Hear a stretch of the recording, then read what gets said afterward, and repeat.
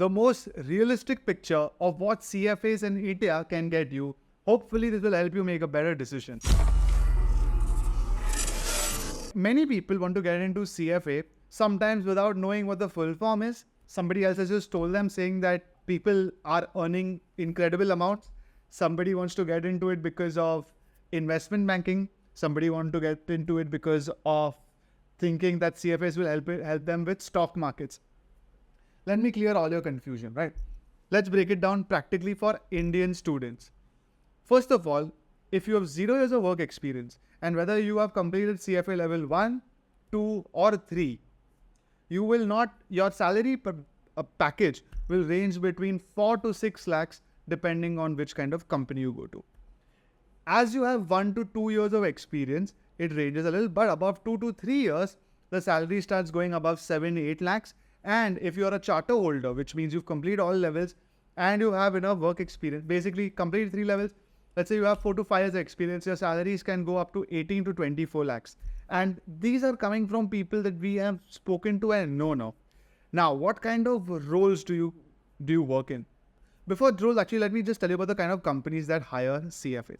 So CFAs are hired by mainly multinationals, either the big 4, big 6, which you all know, right?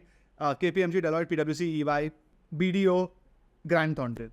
They are also hired by multinational banking companies, JP Morgan, Morgan Stanley, HSBC, Indian banking companies, HDFC, there's Motilal Oswal, there is Anand Rathi, Bajaj Finance. These kind of companies have actually asked us to send them CFA candidates. Finally, what kind of roles? So CFAs generally land up working in things like equity research.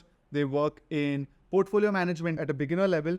There are financial analysts where they have to basically analyze whatever financial data that their company wants them to. They can work as wealth managers. They can start planting seeds to get into the whole private equity, venture capital, investment banking world. By the way, guys, remember the last few will take you a few years to reach, but you've got to start working as a CFA. I know a lot of CFAs at level 1 who got into investment banking, but what they do is they find what we call boutique investment banking firms, which means they're small firms run by a small group of really highly talented individuals, and mostly you get through a reference over here. So they want a small team of CFA pursuing students to do a lot of their groundwork. If you find such a firm and you want to get into investment banking, this is a great pathway. But otherwise, you can eventually get to these companies as well if you have enough decent experience in the field of finance in good brands. So this is more or less what CFAs do. If you combine it with the MBA in India, you have a huge chance to get into companies like basically get into investment banking. I've spoken about my friends. He was a CA, joined with me in PwC, did CFA, went to Citibank, went to Rice University in US to do his MBA, and now is into investment banking in the US. He has CA plus CFA plus MBA plus PwC plus Citibank as a combination. Citibank, again, one of the companies that hires CFAs.